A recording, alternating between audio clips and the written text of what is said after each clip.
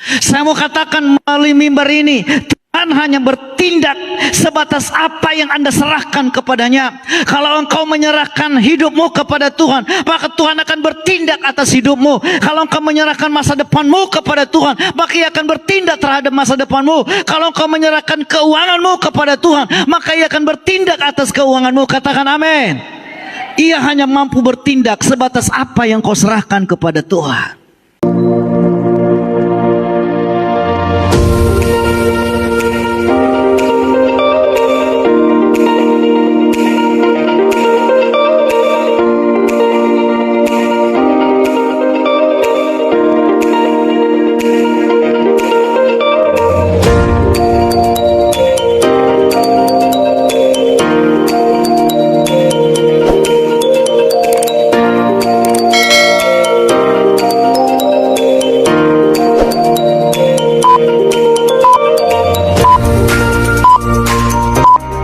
Puji Tuhan. Puji Tuhan. Haleluya, puji Tuhan. Dalam 2 Korintus 5 ayat 7 kita baca bersama-sama sesuai dengan judul dalam warta jemaat hari ini, melangkah dengan iman. Kita akan melihat firman Tuhan dalam 2 Korintus 5 ayat yang ke-7. 2 Korintus 5 ayat 7 sama-sama 1, 2, 3. Ya. Sebab hidup kami ini adalah hidup karena percaya, bukan, sekali lagi. Sebab hidup kami ini adalah hidup karena percaya, bukan karena melihat. Sekali lagi saya baca demikian. Sebab hidup kami ini adalah hidup karena percaya, bukan karena melihat. Ibrani pasal 11 di sana ada definisi iman. Coba kita baca sama-sama satu ayat ini. 1, 2, 3 ya. Iman adalah dasar dari segala sesuatu yang kita harapkan dan bukti dari segala sesuatu yang tidak kita lihat. Melalui firman Tuhan 2 ayat ini, saya memberi judul melangkah dengan iman atau berjalan dengan iman. Mungkin Bapak Ibu berkata, ini sudah pernah saya dengar, sering saya dengar, bahkan di mana-mana saya membaca, mendengar khotbah ini, iman. Bapak Ibu Saudara, iman bukan hanya sebuah teori. Iman itu bukanlah sebuah pengetahuan juga. Oh, kita ngerti mengenai iman, kita tahu iman ini teorinya begini dan lain sebagainya. Tapi iman itu ada prakteknya Bapak Ibu. Percuma saya ngomong mengenai iman kalau saya tidak mengalami yang namanya iman. Ya. Ayat yang ke 2 Korintus tadi dikatakan, hidup kami hidup karena percaya, bukan karena melihat. Lalu didukung oleh Ibrani 11 tadi, iman itu adalah dasar dari segala sesuatu yang kita harapkan dan bukti dari segala sesuatu yang tidak kita lihat. Dalam 2 ayat ini ada kata yang namanya melihat. Dalam 2 Korintus itu tadi dikatakan bukan karena melihat. Sedangkan dalam Ibrani dikatakan segala sesuatu yang tidak kita lihat. Artinya apa Bapak Ibu Saudara? Kita tidak pernah tahu atau kita tidak bisa melihat apa yang tidak terlihat sebenarnya. Kita nggak tahu apa yang kita tidak lihat. Tapi iman, kita bisa melihat apa yang tidak kelihatan. Itulah namanya iman. Sama-sama tadi dalam pembacaan kita, bukan karena melihat. Didukung definisi iman juga dasar sesuatu yang tidak kelihatan. Jadi artinya iman itu Bapak Ibu seharusnya tidak kelihatan. Nah itu iman. Iman itu adalah sesuatu yang belum kita tahu, belum kita lihat, bahkan terlintas dalam pikiran kita pun tidak ada. Tapi kita saja. Itu namanya iman. Apa yang kita imani dengan apa yang kita lihat seringkali berbeda. Ya, apa yang kita imani dengan apa yang kelihatan itu seringkali berbeda. Cenderung orang ingin melihat dulu baru percaya. Seringkali manusiawi kita menuntut supaya dilihat dulu baru percaya. Sembuh dulu baru percaya. Ada mujizat dulu baru percaya. Ya, itu bukan iman lagi. Kalau Anda sudah melihat bukti-bukti baru percaya, itu bukan iman. Belum ada bukti-bukti, belum ada kelihatan tanda-tanda, tetapi melangkah saja, memulai saja, meyakinkan diri saja, percaya diri saja, oh pasti akan ada campur tangan Tuhan. Itulah namanya iman. Nah, iman tidak perlu melihat dulu baru percaya, katakan amin. Kalau Anda melihat dulu kesembuhan baru percaya, itu bukan iman. Contohnya, Tuhan tolong sembuhkan aku dalam nama Yesus. Lihat dulu sembuh, iya ya, baru percaya nama Yesus. Iman tidak seperti itu. Banyak hal yang bisa kita terima dari tangan Tuhan. Namun saudaraku, yakin enggak apa yang ada di tangan Tuhan itu betul sama kita atau tidak? Tuhan punya sorga, bumi dan segala isinya. Dia yang mengatur jagat raya. Semua planet berputar pada porosnya, saudara. Dan tidak pernah tabrakan satu dengan yang lain. Sudah Tuhan atur semuanya. Bila kita melihat apa yang terlihat, cenderung melihat resiko. Di sana ada resiko. Kalau ada resiko, biasanya takut terhadap resiko. Takut akan apa yang terjadi. Nah, bagaimana melangkah dengan iman? Saya bagikan 4 hal. Next. Yang pertama, Bapak Ibu, kita belajar dari Abraham. Kita belajar dari Abraham. Abraham ini saya tidak perlu baca semua, saudara bisa baca. Ayat ini ada di atas. Ayat 1-4, Kejadian 12 ayat 1-4. Namun di sana dikatakan bahwa berfirman Tuhan, pergi dari sana saudaramu ke negeri yang akan kutunjukkan kepadamu. Lalu ayat berikutnya kita melihat, saudaraku, dikatakan bahwa lalu pergilah Abraham seperti yang difirmankan Tuhan kepadanya. Kita belajar dari Abraham ini, dia melangkah dengan iman. Tuhan katakan pergi ke negeri yang akan kutunjukkan. Belum tahu di mana itu. Kalau nanti saya suruh pergi ke Gumit, saudara udah tahu ke Gumit, oh sana arahnya. Kalau saya suruh Pak Samuel Siahaan pergi ke Brastagi, udah tahu dia pergi kemana, Brastagi. Naik apa? Ada 2 jalan, lewat belakang atau lewat depan. Pergi ke Siantar, Pak Livia, pergi ke Siantar. Oh, udah tahu dia. Ambil busnya, jalannya ke sana. Terus dia udah tahu. Tapi Abraham ini, Bapak Ibu, dikatakan pergi dari negerimu ke negeri yang akan kutunjukkan kepadamu. Sampai dia berangkat, dia belum tahu. Dia nggak ada petanya.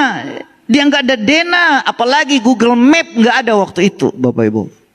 Sekarang kan dengan adanya Google Map udah gampang kita mencari alamat, ya kan? Udah gampang kita mencari alamat. Kita tulis saja alamat yang dituju, itu nanti diantar kita sampai belok kanan, belok kiri. Dia bicara begini begitu, semuanya diatur. Tapi itu waktu itu, Bapak Ibu, Abraham tidak punya petunjuk. Dia hanya disuruh pergi. Lalu ayat yang selanjutnya dikatakan, pergilah Abraham seperti yang difirmankan Tuhan. Dia melangkah, dia pergi. Waktu dia pergi itu, Bapak Ibu, disitulah membutuhkan penyerahan total. Katakan sama-sama, penyerahan total. Artinya yang dibutuhkan dalam melangkah dengan iman, mesti ada penyerahan total. Jangan andalkan lagi kekuatan kita. Terserah Tuhan lah. Pokoknya melangkah saja. Tuhan, terserah Tuhan. Yang penting suruh pergi, pergilah Tuhan. Mau kemana pun Tuhan terserah. Melangkah saja. Kita nggak tahu mau kemana. Mungkin kalau orang bersungut-sungut, ini Tuhan ini gimana? Kurang kerjaan. Suruh pergi tapi nggak tahu kemana mau disuruh pergi.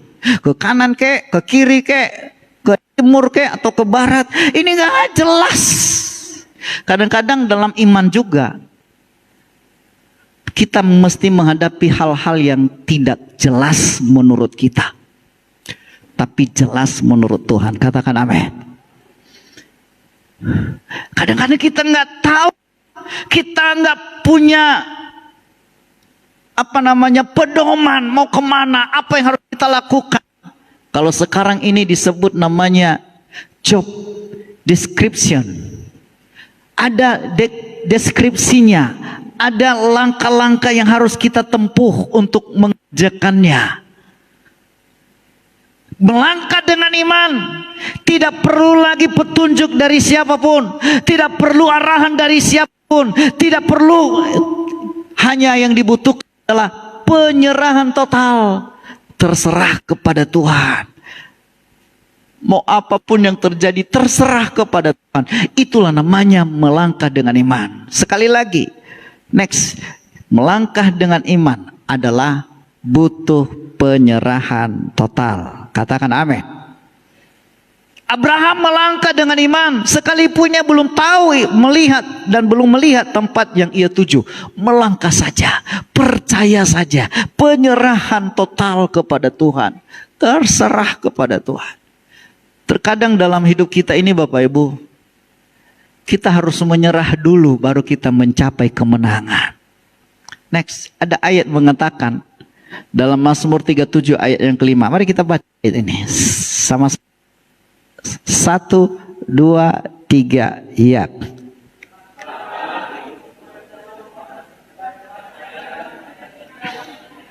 Ia akan bertindak. Dikatakan begini, serahkan hidupmu. Penyerahan total dulu. Ketika kita menyerahkan hidup, baru ia bertindak. Kalau Anda tidak serahkan apapun, maka Tuhan tidak bertindak. Saya mau katakan melalui mimbar ini, Tuhan hanya bertindak sebatas apa yang Anda serahkan kepadanya. Kalau engkau menyerahkan hidupmu kepada Tuhan, maka Tuhan akan bertindak atas hidupmu. Kalau engkau menyerahkan masa depanmu kepada Tuhan, maka Ia akan bertindak terhadap masa depanmu. Kalau engkau menyerahkan keuanganmu kepada Tuhan, maka Ia akan bertindak atas keuanganmu. Katakan amin. Ia hanya mampu bertindak sebatas apa yang kau serahkan kepada Tuhan. Terkadang menyerahkan hidup ini, saudaraku, kadang-kadang menyerahkan separuh-separuh. Tanganku lah Tuhan, jangan kakiku. Mulutku saja Tuhan, pakai untuk memuji Tuhan. Tapi sikapku, karakterku, kebiasaanku tidak. Saudaraku, Tuhan mau supaya kita menyerahkan total kepada Tuhan. Di situ Dia baru bertindak. Kalau kita masih mengandalkan kekuatan kita, kemampuan kita, kadang-kadang di situ terus angkat tangan Tuhan. Tapi ketika kita menyerah, mengangkat tangan, Tuhan, aku tidak mampu lagi. Di situ Tuhan turun tangan. Tapi ketika engkau turun tangan, engkau mencampuri, Tuhan juga menyerah. Silakan, saya mau lihat, kata Tuhan. Saudara pilih yang mana? Saudara angkat tangan atau Tuhan yang angkat tangan? Kita yang angkat tangan atau Tuhan yang angkat tangan? Kita yang angkat tangan, menyerah. Tuhan hanya bertindak sebatas penyerahan saudara. Tuhan hanya bekerja sebatas engkau menyerahkan hidupmu kepada Tuhan. Kalau kita tidak menyerahkan semuanya, sepenuhnya, maka separuh juga bekerja. Menyerahkan total semuanya kepada Tuhan. Jangan kita andalkan hitung-hitungan kita. Jangan kita andalkan kemampuan kita. Itulah yang dialami oleh Abraham pada waktu itu. Waktu dia disuruh ke arah yang tidak jelas. Kalau Anda disuruh ke tempat yang tidak jelas, tidak ada jalan lain. Terserah Tuhan lah. Dan itu pengalaman pribadi kami. Setiap hari, setiap tahun, setiap waktu. Bahkan terbukti 1 tahun ini dalam perjalanan kemana saya pergi, itu betul-betul pemeliharaan Tuhan, jaminan Tuhan itu luar biasa. Justru apa yang tidak pernah terpikir itu yang Tuhan sediakan. Katakan amin. Serahkan hidupmu kepada Tuhan, baru Dia bertindak. Artinya apa? Tuhan mau kita betul-betul bergantung kepadanya, dan Dia tidak mau kita bergantung kepada kemampuan kita. Tuhan mau supaya kita betul-betul berharap hanya kepada Tuhan saja, dan tidak bergantung kepada kepintaran kita, kemampuan kita, kecerdasan kita. Baik waktu kita mencari uang, Bapak Ibu. Hebat apa saudara mencari uang? Cobalah tinggalkan Tuhan, gak usah ibadah, carilah duit sebanyak-banyaknya. Kita lihat kata Tuhan bilang, udah silakanlah cari sebanyak-banyaknya anakku, carilah. Silakanlah, kalau nggak mau perlu aku ya nggak apa-apa kata Tuhan. Apa yang terjadi? Bukan semakin dekat, bukan semakin banyak yang kita cari, semakin habis. Betul atau benar? Benar atau betul? Benar betul. Semakin jauh kita dari Tuhan, semakin hilang, semakin gak ada harapan, semakin gak ada damai, semakin menjauh itu berkat Tuhan. Itu udah kunci, kata kunci dari firman Tuhan. Kalau engkau menyerahkan hidupmu kepadaku, maka aku yang akan bertindak ke depan. Kalau engkau menyerahkan keuanganmu kepada Tuhan, maka Ia akan bertindak terhadapku. Kalau engkau menyerahkan pendidikanmu kepada Tuhan, maka Tuhan yang akan bertindak terhadap pendidikan dan masa depanmu. Makanya dikatakan, apa katanya? Serahkan hidupmu, serahkan anak-anakmu kepada Tuhan. Serahkan masa depanmu. Mungkin hari ini engkau bingung, anakku nanti bagaimana? Aku nggak ada biaya, pendidikannya sangat terbatas. Jangan takut, kata Tuhan. Serahkan semuanya kepada Tuhan, maka Tuhan yang akan bertindak. Katakan amin. Kalau kita menyerahkan total kepada Tuhan, masalahnya apakah Anda menyerah total atau hanya setengah? Itu yang menjadi masalah. Nah, yang kedua, Matius 8 ayat 5-8. Dikatakan begini, ketika Yesus masuk ke Kapernaum, di sana ada seorang perwira. Selanjutnya dan seterusnya dikatakan begini, ayat 6. Tuan, ulangi, hambaku terbaring di rumah karena sakit lumpuh dan ia sangat menderita. Yesus berkata kepadanya, "Iya, aku akan datang." Tetapi jawab perwira itu kepadanya, "Tuan, aku tidak menerima Tuhan di dalam rumahku." Sama-sama kita baca, 1, 2, 3, ya. Katakan saja sepatah kata, maka hambaku itu apa? Akan sembuh. Yang kedua di sini kita melihat, belajar dari pengalaman perwira. Perwira ini bilang, nggak usah repot-repot ke rumahku Tuhan. Yesus memang bilang, oke, saya akan datang ke sana. Saya akan menyembuhkan dia, saya akan menolong dia. Tapi perwira ini bilang, Tuhan jangan, nggak usah repot-repot ke rumahku. Katakan saja dari sana. Luar biasa imannya ini. Ini namanya iman. Katakan saja, sepatah kata saja, sepatah kata, maka hambaku itu akan sembuh. Iman seperti ini nanti kalau saudara baca ayat selanjutnya, tidak dijumpai dari antara orang Israel. Hanya meminta sepatah kata. Apa itu sepatah kata? Firman Tuhan. Apa itu sepatah kata? Firman Tuhan. Kenapa perwira ini sepatah kata saja? Karena dengan firman Allah bisa menciptakan segala sesuatu. Karena dengan firman Allah bisa mengusir segala yang jahat. Karena dengan berfirman Allah bisa menjadikan dari yang tidak ada menjadi ada. Haleluya.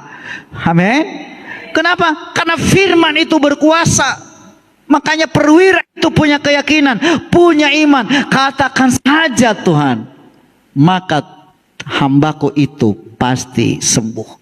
Iman berjalan melangkah dengan iman, artinya butuh perkataan firman Tuhan. Kita butuh perkataan firman Tuhan sebagai petunjuk. Next. Kita membutuhkan firman Tuhan sebagai petunjuk dalam hidup ini. Kalau engkau melangkah dengan iman, minta petunjuk firman Tuhan. Apa yang engkau katakan Tuhan? Katakan saja Tuhan. Ya. Perwira itu hanya butuh perkataan Yesus untuk melakukan mujizat. Dia tidak butuh kehadiran Yesus. Dia hanya butuh katakan saja. Itu adalah iman. Melangkah dengan iman, Anda harus butuh firman Tuhan. Makanya rajin-rajin baca firman. Dari mana datangnya iman? Iman timbul dari mendengar firman Tuhan.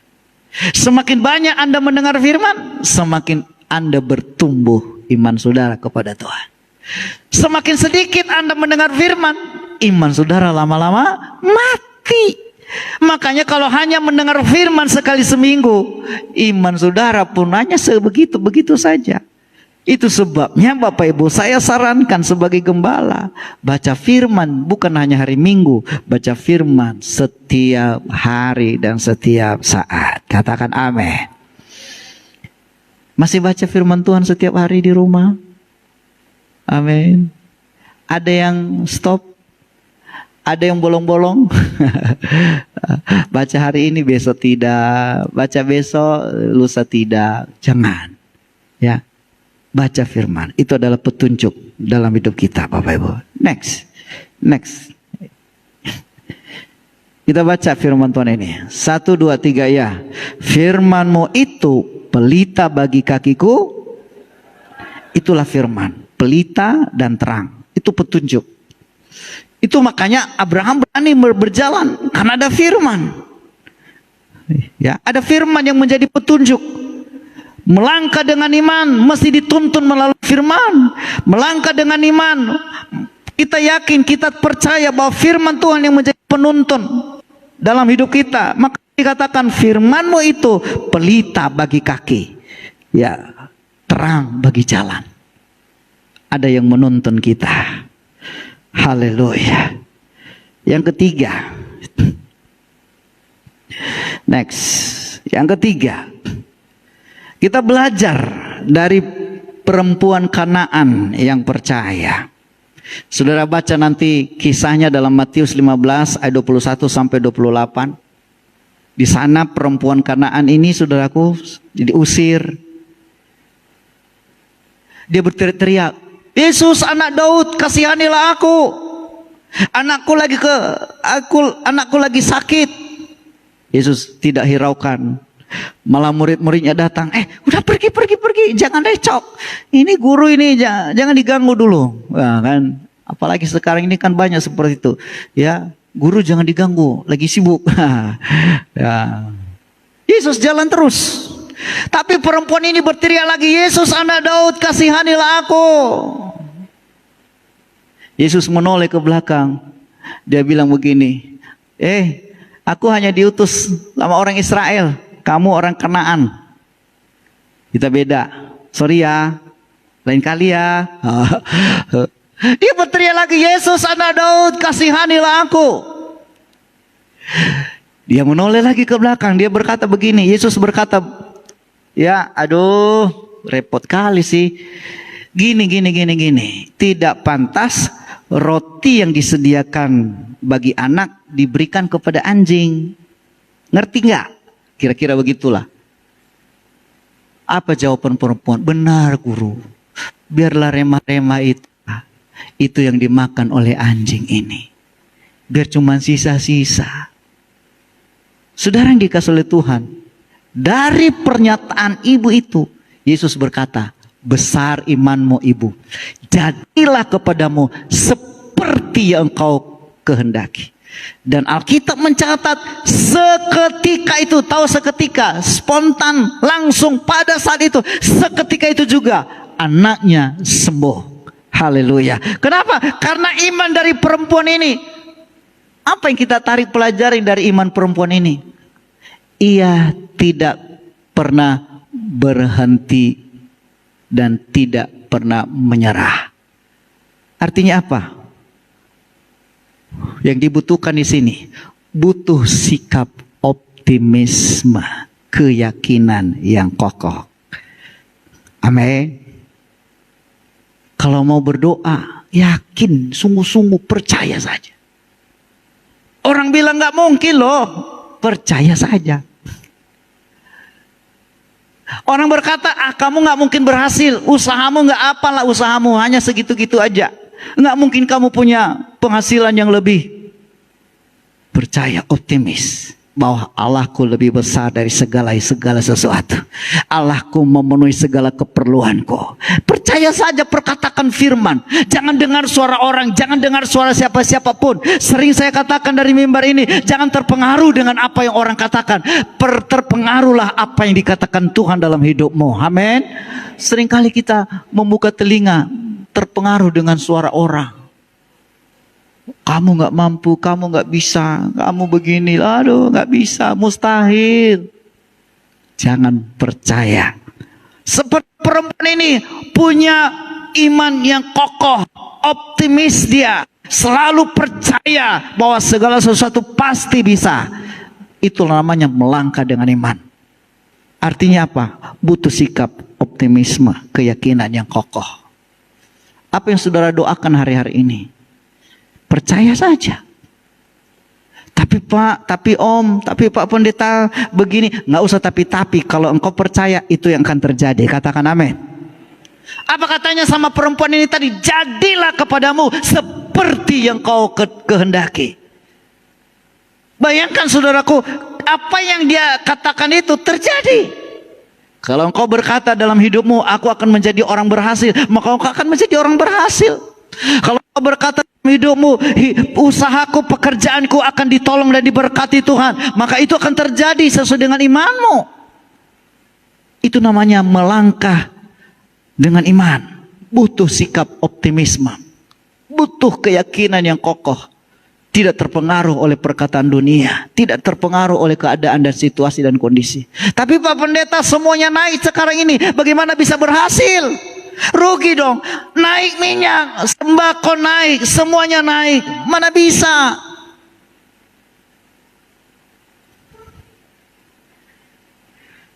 Justru ketika semuanya naik, di situ tangan Tuhan akan turun kepada saudara dan saya. Haleluya.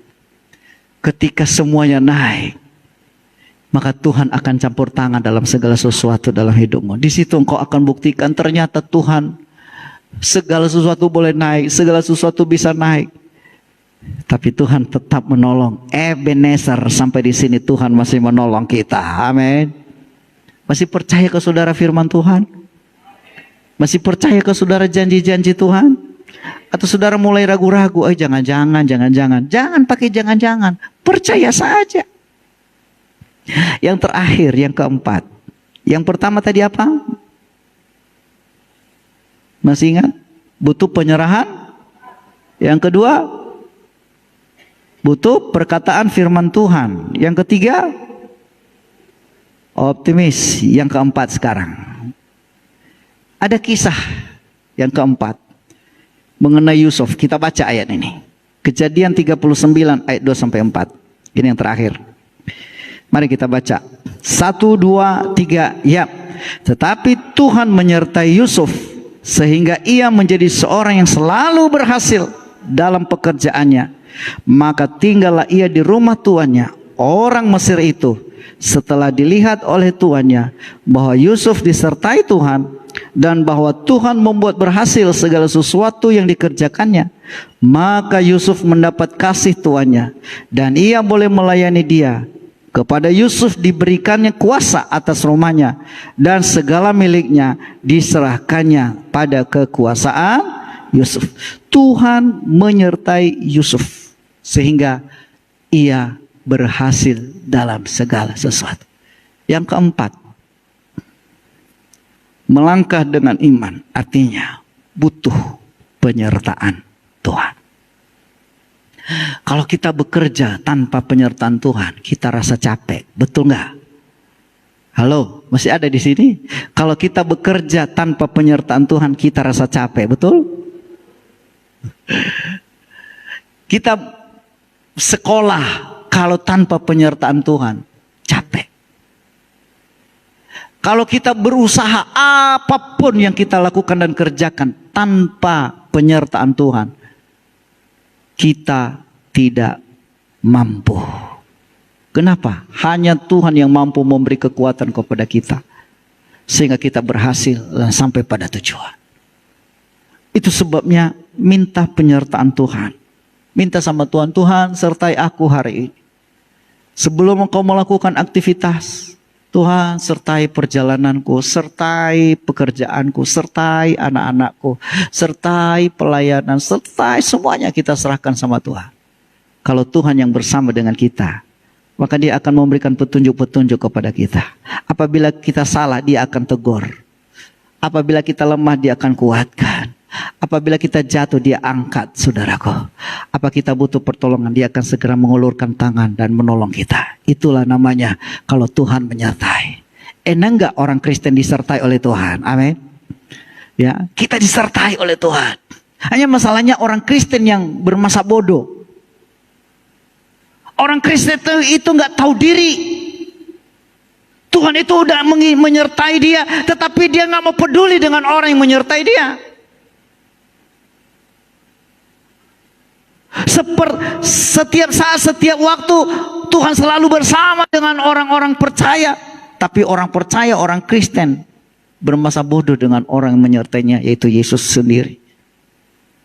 Makanya sekali-sekali Bapak Ibu, koreksi diri, adakan pembenahan diri. Ampuni aku Tuhan, kalau selama ini Engkau menyertai aku. Kalau aku ada sampai hari ini juga, itu bukan karena saya kuat. Apa yang Anda punya sampai hari ini bukan karena kekuatan saudara. Itu hanya sebuah kepercayaan dari Tuhan. Kalau Anda apapun yang punya masalah, beban, persoalan hidup sampai hari ini, ya, katakan sama Tuhan, tanpa Tuhan saya tidak mampu. Tanpa Tuhan saya tidak sanggup. Aku butuh penyertaan-Mu Tuhan. Minta penyertaan Tuhan.